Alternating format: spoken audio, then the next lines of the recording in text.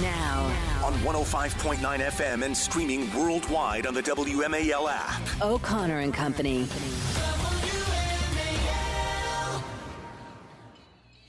Good morning, everybody. Happy Friday. Happy Friday to all. You're listening to O'Connor and Company. I'm Patrice Onwuka, and I'm here with Andrew Langer, who's in Hello, everybody. Vacationing Larry O'Connor. Good morning, Andrew. Hey, happy Friday to you as well, Patrice. Terrific. Well, we have got a full lineup today. First off, let me run through real quick. At 6:35, Mary Katharine Ham is going to be joining us to talk about last night's big show. The Harris Walz interview. 7:05, we've got James Rosen, Newsmax White House correspondent. He's going to be talking about the latest Biden news. President Biden is doing something. 7:35, Nick Minock from WJLA, ABC 7. He's got some local news story coverage. 8:05, Joe Concha. He's going to talk about, again, the Walz interview and talk about the media's outlook on it. And then 8:35, Mike Van Meter. He's running against Representative Jerry Connolly for Congress. He's going to react and also talk a little bit about the race. So let's get right into it, Andrew. We'll reset the table for all of our listeners joining us right now. Last night, if you did not stay up late, you didn't have to, because we've got you covered. All 17 minutes of that CNN interview, that must-listen-to interview we've been waiting, 36 days for? Oh, yes. And somehow CNN was able to milk it for an entire hour. And so, I'm going to get your reaction, Andrew, just to the overall interview. I'll just start off saying that from a production look and feel perspective, it was a huge juxtaposition, folks. The CNN packaged up all of these beautiful videos that they had already had sitting on the shelf about how wonderful Kamala Harris is, her personal story, Tim Walz. And then you had the actual interview, which was like it was held in the back office of your accounting payroll staff. They threw in a chair, a couple of chairs. They threw a weird high table in there. And it's like Kamala Harris sitting between mom and dad who are having a serious conversation. That's how I viewed it. That's how it looked. And that's the highlight of the interview. I think everything went downhill from there. What are your thoughts, Andrew?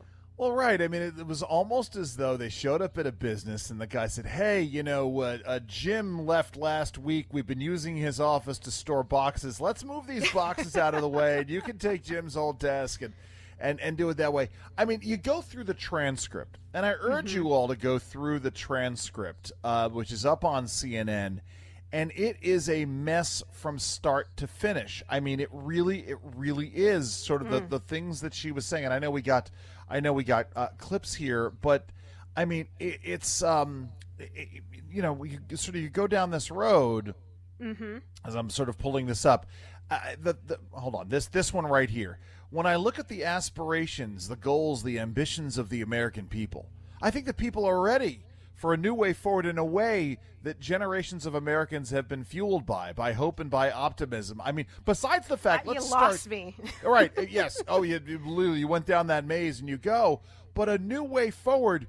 You're the Vice President of the United States. Thank you. And you have not enunciated any way that you'd be any different than your predecessor. How is this a new way forward?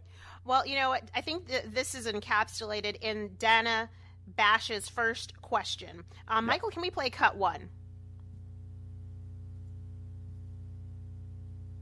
This is Dana Bash asking what Kamala Harris is going to do. The voters are really eager to hear what your plans are. If you are elected, what would you do on day one in the White House?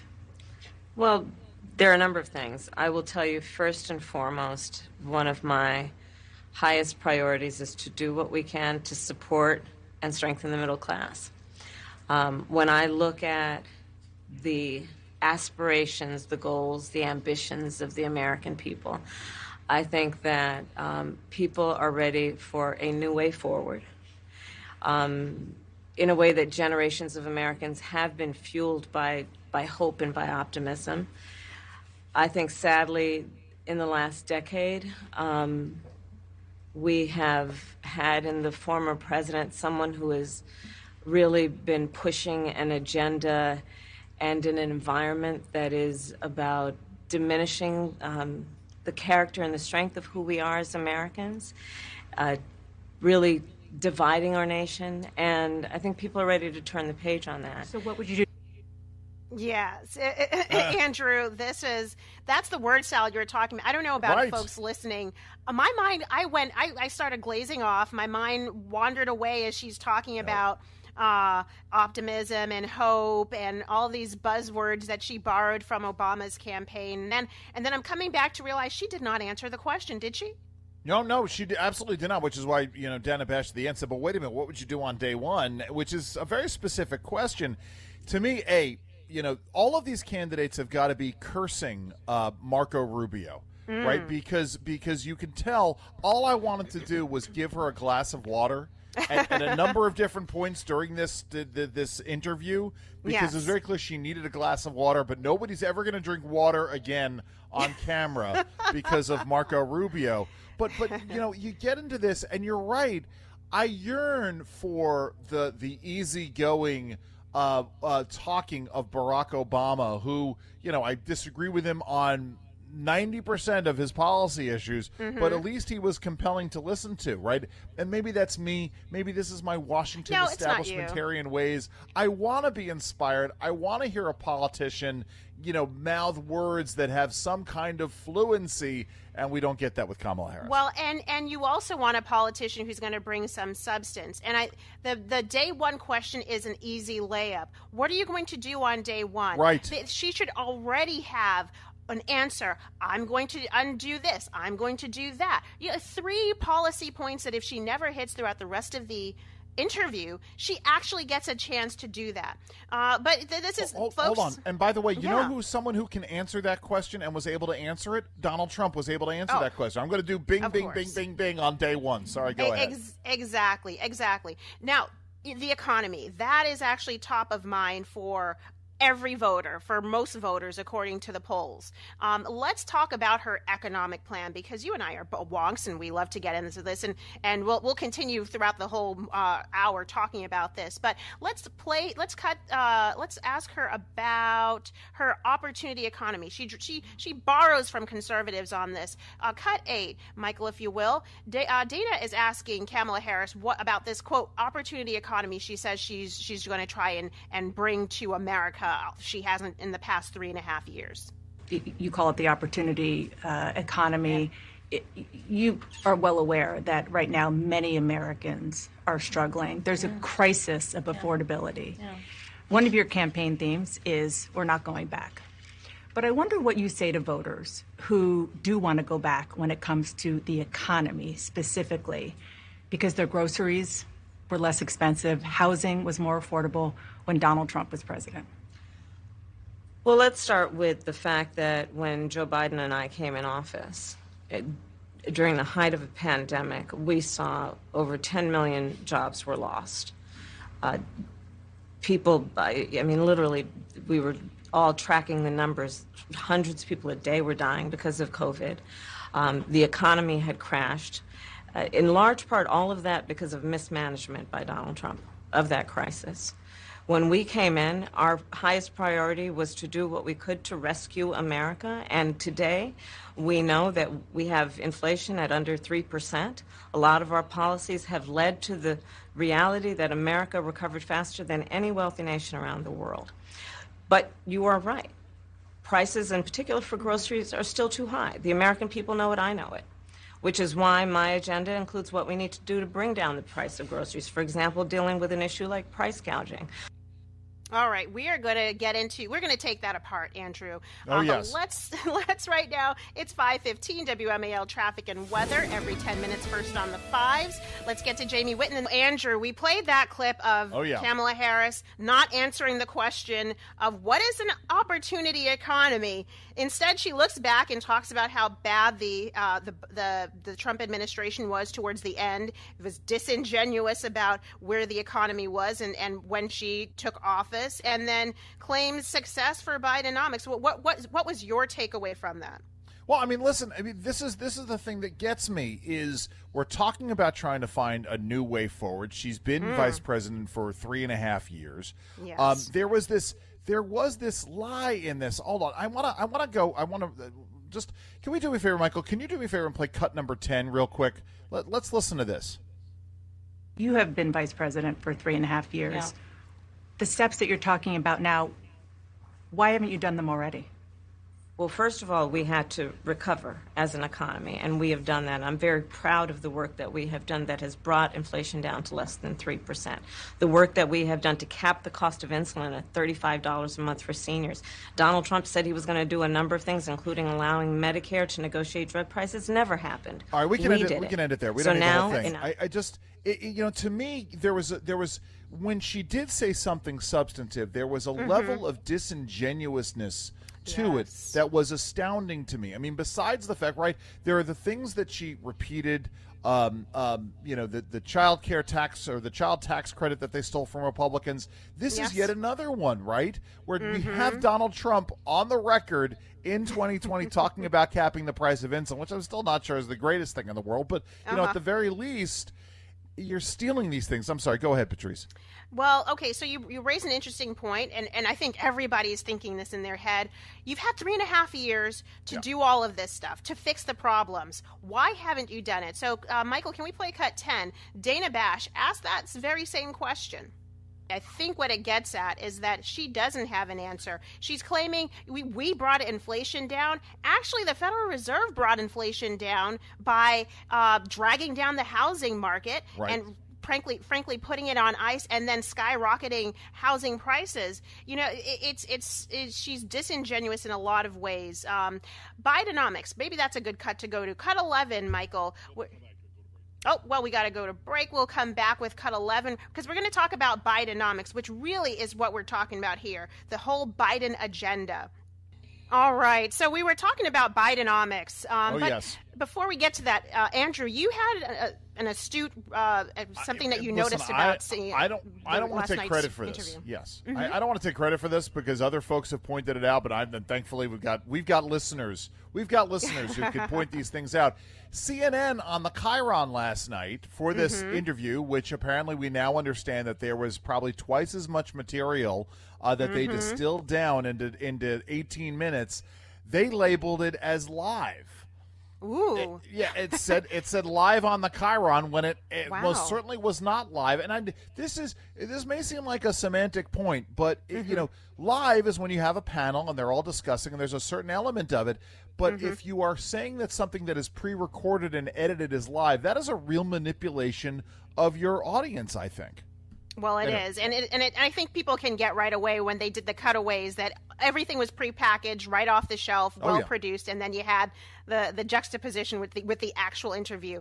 But to pick up on cut 11, Michael, we're talking about Bidenomics. Does she or doesn't she? Is she breaking with the Bidenomics or is she embracing it as she has before? You have been vice president for 3.5 years. Yeah. The steps that you're talking about now, why haven't you done them already? Well, first of all, we had to Michael, let's actually do cut 11, where Dana Bash is asking about Bidenomics is a success, whether she maintains that to be the case. You have been vice president for 3.5 years. Yeah. The steps that you're talking about now. That could be a different, we have a different clip, but in essence, what it is, okay, so I have the transcript in front of me.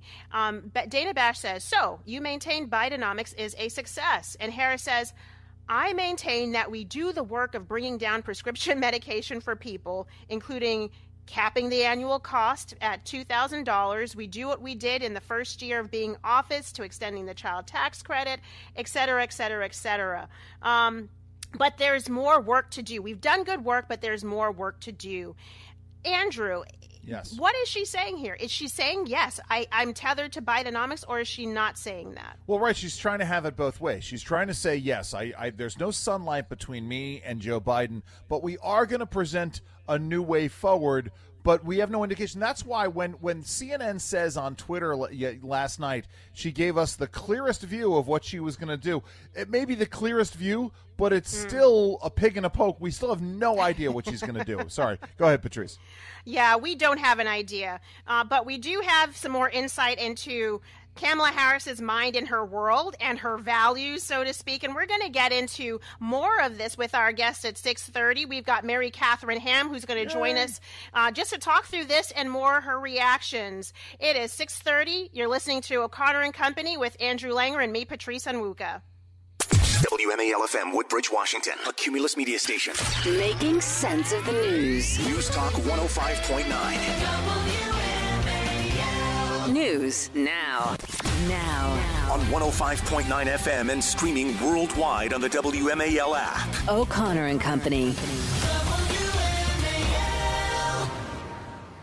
Good morning. It is 6:37 on WMAL, O'Connor and Company. I'm Patrice Onwuka, and I'm here with Andrew Langer in for Larry O'Connor. Good morning, Hello. Andrew. Hello, everybody. Hi. Happy Friday to you. Happy Friday. Woo woo. All right. Happy Friday, folks. We're plugging through everything from last night's interview with Kamala Harris and Tim Walz, but we've got some great guests coming up at 7:05. James Rosen of Newsmax, White House correspondent. He's got the latest on Biden.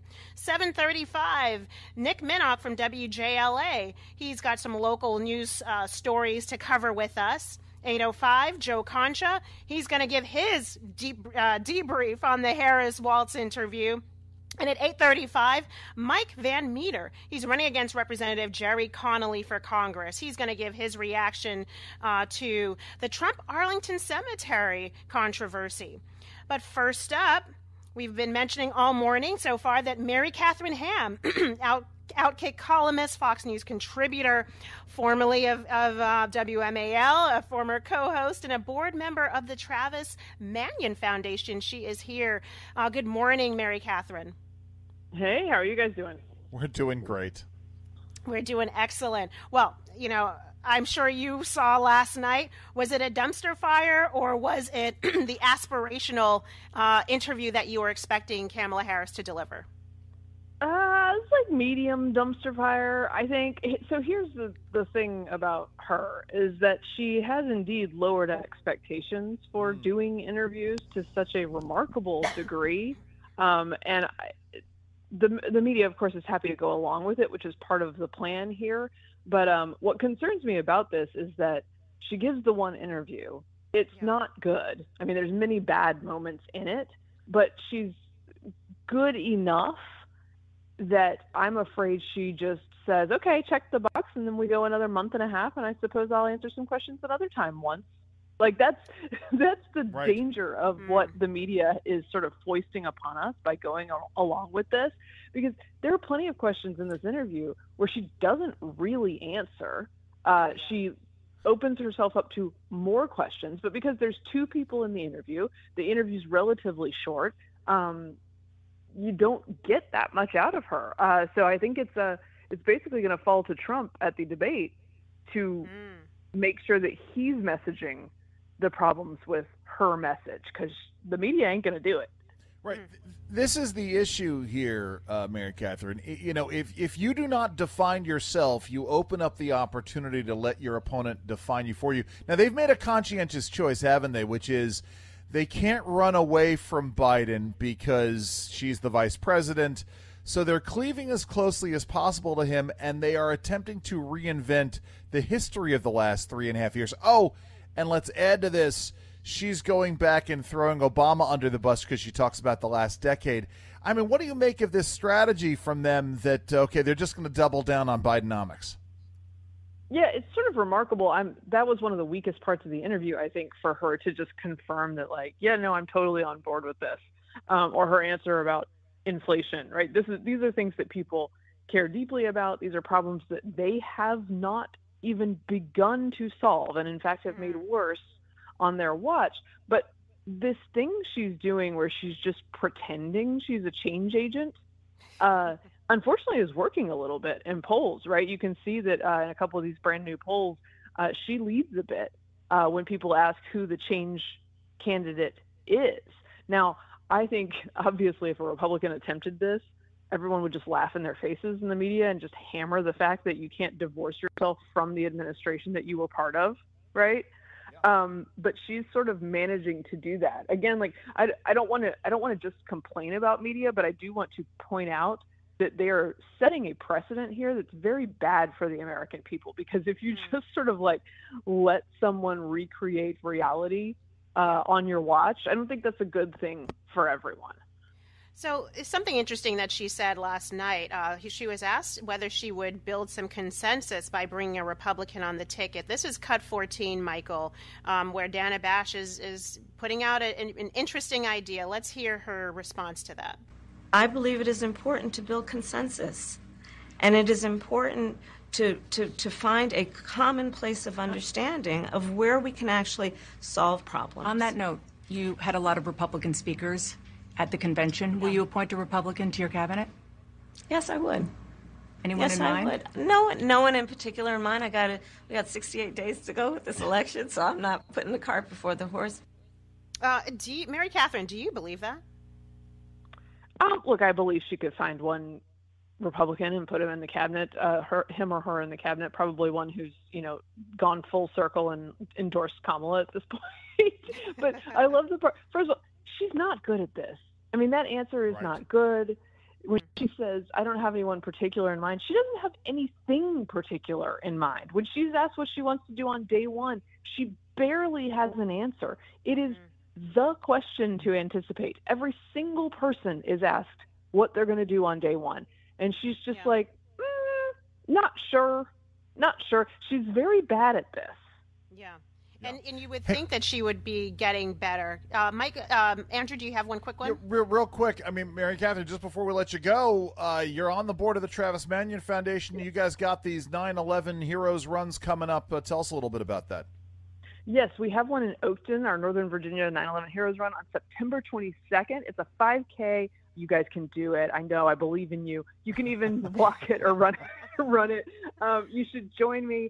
I know you guys are going to talk about the Arlington stuff and Families of the Fallen. We are an organization that puts civilians next to families of the fallen and first responders and vets, and sort of bridges that gap that needs to be bridged in American society. And you'll meet just a bunch of wonderful people. You'll remember 9/11. You can teach your kids about it in a way that's approachable and healthy for your family. And it's just a great time. You can sign up at 911heroesrun.com, 911heroesrun.com. Give yourself a little shot in the arm of patriotism and good vibes as we go through this election season, because it can get a little worn down out there. We need all the good vibes we can take, Mary Catherine. Thank you so much for coming on. Folks, go to 911heroesrun.com. Thank you so much, Mary Catherine Ham, Outkick columnist, Fox News contributor, and friend of WMAL. Thanks for coming on today. Thank you. Glad to be here. All right. Well, it is 6:45 now. WMAL traffic and weather every 10 minutes. First on the fives. Let's get to Jamie Whitten, who's in the Hadid Carpet Cleaning Traffic Center.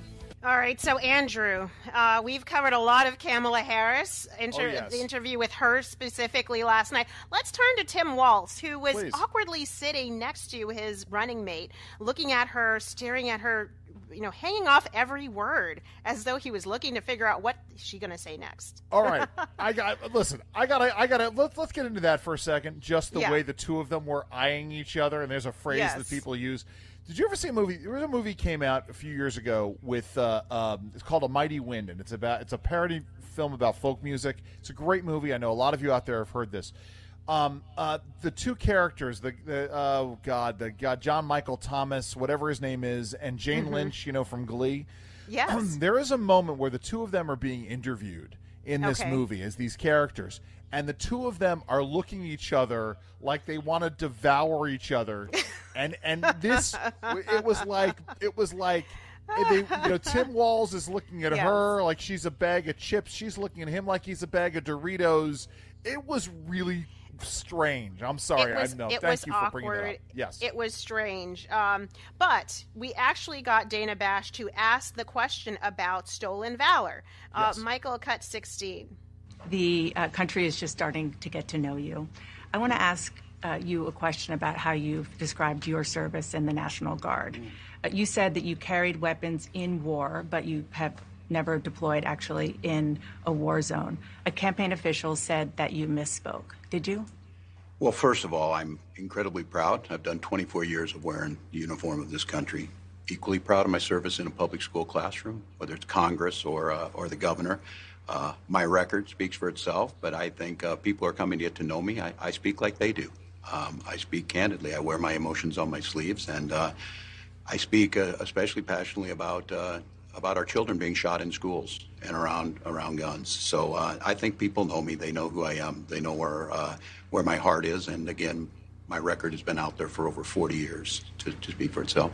And the idea that you said that you were in war. Yeah. Did you misspeak, as the campaign has said? Yeah, I said we were talking about, in this case, this was after a school shooting, the ideas of carrying these weapons of war. And my wife, the English teacher, told me my grammar is not always correct. But again, if it's not this, it's an attack on my children for showing love for me, or it's an attack on my dog. I'm not going to do that. And the one thing I'll never do is I'll never demean another member's service in any way. I never have, and I never will. Unless you're a 19-year-old cook in the National Guard, in which case you're perfectly fair game.